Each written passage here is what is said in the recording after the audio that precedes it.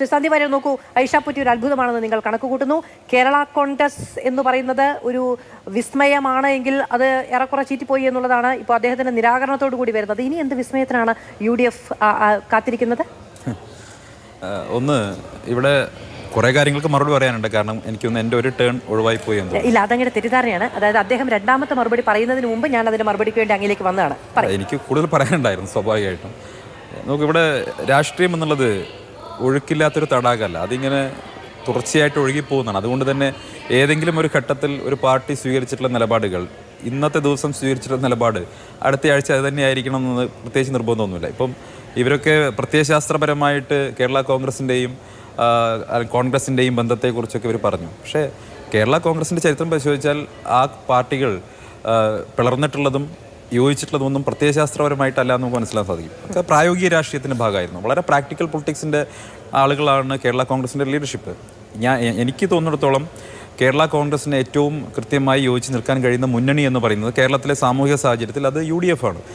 എല്ലാ സമയത്തും UDFനൊപ്പം നിൽക്കുമ്പോഴാണ് അവർക്ക് അർഹിച്ചിട്ടുള്ള ബഹുമാനം കിട്ടിയിട്ടുള്ളത്, ആദരവ് കിട്ടിയിട്ടുള്ളത്. മറുവശത്ത് ഇടതുപക്ഷത്തുള്ള പാർട്ടികൾക്കൊക്കെ പലപ്പോഴും അതിനകത്ത് CPMൻ്റെ ഒരു വലിയേട്ടൻ മനോഭാവത്തിനോട് പ്രതിരോധിച്ച് നിൽക്കേണ്ട ഒരു ഗതികേട് വന്നിട്ടുണ്ട്. ഇപ്പം ഏറ്റവും ഒടുക്കം PM ശ്രീ പദ്ധതിയുടെ കാര്യത്തിൽ CPIക്ക് നേരിട്ടുള്ള വലിയ ദുരനുഭവം ഉണ്ടല്ലോ. മന്ത്രിസഭയ്ക്കകത്തിരിക്കുന്ന രാജനോട് പോലും ഒരു വാക്ക് പറയാതെ ഡൽഹിയിൽ പോയി PM ശ്രീ ഒപ്പിട്ടതിൻ്റെ പേരിൽ ഉണ്ടായിട്ടുള്ള പുകിൽ നമുക്കറിയാം. ഞങ്ങളെ വഞ്ചിച്ചു എന്നാണ് ബിനോയ് വിശ്വം പറഞ്ഞത്. പറഞ്ഞു വരുന്നത് CPI ആണ് വിസ്മയം എന്നാണോ? അല്ല, ഞാൻ പറയും CPI വിസ്മയം ഞാൻ പറഞ്ഞിട്ടില്ല. ഞാൻ പറയുന്നത് ഇപ്പോൾ അദ്ദേഹം പറഞ്ഞു 100 സീറ്റ് ജയിക്കുമെന്ന് പറഞ്ഞവരെന്തിനാണ് ഇനിയും പാർട്ടികളെ തേടി നടക്കുന്നത്? ഈ 100 റൺസ് അടിച്ചു കഴിഞ്ഞാൽ സച്ചിൻ ഉടനെ ഡിക്ലെയർ ചെയ്യാറില്ലല്ലോ. അദ്ദേഹം അതിന് ഞങ്ങൾ 130 കിട്ടിയാൽ ഞങ്ങൾക്ക് എന്താ പുളിക്കുമോ? സ്വാഭാവികമായിട്ടും കൂടുതൽ സീറ്റിന് വേണ്ടി പരിശ്രമിക്കും. ഇവിടെ 100 സീറ്റ് എന്ന് ആത്മവിശ്വാസത്തോട് പറയുന്നത് ഇടത് ഭരണത്തിനെതിരായിട്ടുള്ള വലിയ ജനവികാരമുണ്ട് എന്ന് ഞങ്ങൾ വിശ്വസിക്കുന്നതിൻ്റെ ഞങ്ങൾക്ക് ബോധ്യപ്പെട്ടതിൻ്റെ അടിസ്ഥാനത്തിലാണ്. ഈ തദ്ദേശ സ്വയംഭരണ തെരഞ്ഞെടുപ്പിൻ്റെ റിസൾട്ട് വരുന്നതിന് മുമ്പ് ഇവരാരെങ്കിലും പ്രതീക്ഷിച്ചിരുന്നോ ഇതുപോലെ റിസൾട്ട് വരുമെന്ന്? ലോക്കൽ ബോഡിയിലൊക്കെ ക്ലീൻ സ്വീപ്പ് ഉണ്ടാവുമെന്ന് പ്രതീക്ഷിച്ചിരുന്നവരാണല്ലോ LDF. പക്ഷേ ഗ്രൗണ്ടിലെ സ്ഥിതി എന്ന് പറയുന്നത് ജനങ്ങൾക്കിടയിൽ പിണറായി വിജയൻ സർക്കാരിനെതിരായിട്ടുള്ള വലിയ പ്രതിഷേധമുണ്ട്. അത് എല്ലാ CPM ഇടതുപക്ഷത്തിനകത്തുള്ള പാർട്ടികൾ കൂടി ആ കാര്യം ബോധ്യമുണ്ട്. അതൊരു മുങ്ങുന്ന കപ്പലാണെന്നും കപ്പിത്താൻ അടക്കം മുങ്ങിപ്പോകാൻ പോവുകയാണെന്ന് എനിക്ക് കൃത്യമായിട്ട്, അതാണല്ലോ അദ്ദേഹം പറഞ്ഞത്. 139 ചിലപ്പോൾ തോൽക്കാൻ, ബാലോബാലും മാത്രം ജയിക്കുന്ന അദ്ദേഹം പറഞ്ഞല്ലോ. ധർമ്മടം വരെ തോൽക്കാന്നാ പറഞ്ഞത്. ആത്മവിശ്വാസ പ്രഖ്യാപനമാണ്, അല്ലാതെ ധർമ്മടത്ത്. ഞാൻ പറയാം, അല്ല ഒരു കാര്യം കൃത്യമായിട്ട് പറയാം. ഈ കൊട്ടാരക്കര സീറ്റ് അദ്ദേഹം ഇപ്പോൾ ഈ വെല്ലുവിളിച്ചുകൊണ്ട് പറഞ്ഞല്ലോ ബാലഗോപാൽ ജയിക്കുന്നു. അത് ബാലഗോപാലിനോടുകൂടി ഒന്ന് പറയണം. കാരണം ബാലഗോപാലെ കൊട്ടാരക്കരത്ത് മാറാൻ വേണ്ടി നിൽക്കുകയാണെന്നാണ് ഞാൻ മനസ്സിലാക്കുന്നത്. അദ്ദേഹത്തിന് അവിടെ ഒരു ആത്മവിശ്വാസവും ഇല്ല. കാരണം കഴിഞ്ഞ 5 വർഷക്കാലം കാര്യമായിട്ട് ഒരു പ്രവൃത്തി അദ്ദേഹം അവിടെ ചെയ്തിട്ടില്ല എന്നുള്ളതാണ് അവിടുത്തെ ആളുകൾ പറയുന്നത്. അതുകൊണ്ട് അദ്ദേഹത്തിന് അവിടെ ഒരു കോൺഫിഡൻസ് ഇല്ലാത്തതുകൊണ്ട് അവിടുന്ന് മാറാൻ നിൽക്കുകയാണ്. അപ്പോൾ അതൊക്കെ ചാനൽ ചർച്ച ഇപ്പോൾ പറയാമെന്നേ ഉള്ളൂ. ഞാനൊരു കാര്യം കൃത്യമായിട്ട് പറയാം. ഈ വിസ്മയം എന്ന് പ്രതിപക്ഷ നേതാവ് പറഞ്ഞപ്പോൾ സ്വാഭാവികമായിട്ടും കേരളത്തിലെ വിവിധ സെഗ്മെൻറ്റുകളിലുള്ള ആളുകൾ UDFുമായിട്ട് യോജിക്കുമെന്നുള്ളതാണ്. അത് അടുത്ത ദിവസങ്ങളിൽ, മീൻസ് 100 ദിവസം ബാക്കിയിരിക്കുകയല്ല, ഇലക്ഷൻ ഇനിയും ദിവസങ്ങൾ ബാക്കിയിരിക്കുകയാണ്. തീർച്ചയായിട്ടും UDFന് അനുകൂലമായിട്ടൊരു സാമൂഹിക പരിസ്ഥിതി കേരളത്തിൽ രൂപപ്പെട്ടിട്ടുണ്ടെന്ന് കേരളത്തിൽ രാഷ്ട്രീയം നിരീക്ഷിക്കുന്ന എല്ലാവർക്കും മനസ്സിലാകുന്നതേ ഉള്ളൂ.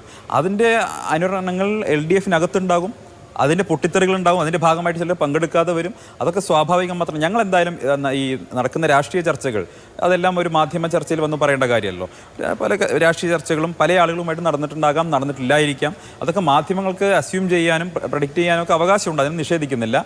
പക്ഷേ ഒരു കാര്യം നിസ്സംശയം പറയാം, ഒരു രാഷ്ട്രീയ വിദ്യാർത്ഥി എന്നുള്ള എനിക്ക് ഞാൻ ആവർത്തിച്ച് പറയുന്നു, കേരള കോൺഗ്രസ് പാർട്ടികൾക്ക് അവരുടെ ഏറ്റവും നല്ല രീതിയിൽ അവർക്ക് നിൽക്കാൻ കഴിയുന്ന, എല്ലാ ബഹുമാനങ്ങളോടും നിൽക്കാൻ കഴിയുന്ന ഒരു മുന്നണി എന്ന് പറയുന്നത് ഐക്യജനാധിപത്യ മുന്നണിയാണ്. കേരളത്തിലെ എല്ലാ സമുദായങ്ങൾക്കും എല്ലാ താല്പര്യമുള്ള ആളുകൾക്കും ഒക്കെ വിവിധ സ്റ്റേക്ക് ഹോൾഡേഴ്സിനെല്ലാം വളരെ റെസ്പെക്ട് കൊടുത്ത് നിർത്തുന്ന ഒരു മുന്നണി എന്ന് പറയുന്നത് അത് UDF ആണ്. എല്ലാ കാലത്തും അങ്ങനെയാണ്. അങ്ങനെയൊക്കെയാണ് എന്ന് പ്രാഥമികമായി തോന്നേണ്ടത് KM മാണിയുടെ പാർട്ടിക്കാണ്. അത് അങ്ങനെ തോന്നാത്തതുകൊണ്ടാണ് അവർ ഇപ്പോൾ LDFിൽ ഇരിക്കുന്നത്. അല്ല, ഞാൻ പറഞ്ഞല്ലോ, ഞാൻ നേരത്തെ ഒരു സെക്കൻഡ് ഞാൻ പറഞ്ഞല്ലോ, ഈ രാഷ്ട്രീയം എന്ന് പറയുന്നത് കെട്ടിക്കിടക്കുന്ന ഒരു തടാകമേ അല്ല, അതൊരു പുഴയാണ്,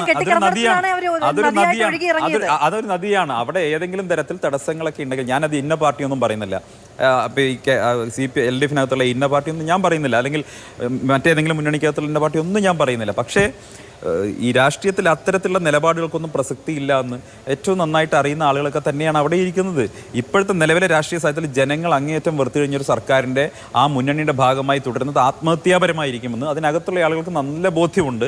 പ്രത്യേകിച്ച് അവരുടെ തന്നെ വോട്ട് ബാങ്ക് ആയിട്ടുള്ള സെഗ്മെൻറ്റുകൾക്കും ആ കാര്യം കൃത്യമായിട്ട് അറിയാം. ഇപ്പോൾ പ്രത്യേകിച്ച് അദ്ദേഹം പറഞ്ഞു നമ്മുടെ മലയോര മേഖലയിലെ പ്രശ്നങ്ങളൊക്കെ പറഞ്ഞു. പറഞ്ഞു. ആ വിഷയങ്ങളൊക്കെ അഡ്രസ്സ് ചെയ്യുന്നതിൽ സമ്പൂർണ്ണമായി പരാജയപ്പെട്ട ഒരു സർക്കാരല്ലേ? ആ പ്രദേശത്തെ ജനങ്ങളുടെ വിഷയങ്ങൾ കർഷകരില്ല എന്ന് പറയുന്നതിൽ എനിക്ക് തോന്നുന്നില്ല. എത്രയോ കർഷകരുണ്ട്, പക്ഷെ അവരൊക്കെ വലിയ പ്രയാസത്തിലാണ്. ആ കർഷകരുടെ പ്രയാസങ്ങൾ അഡ്രസ്സ് ചെയ്യാൻ അവർ ഗവൺമെന്റിന്റെ ഭാഗമായതുകൊണ്ട് കഴിഞ്ഞിട്ടില്ല. ശരി, ഓക്കെ.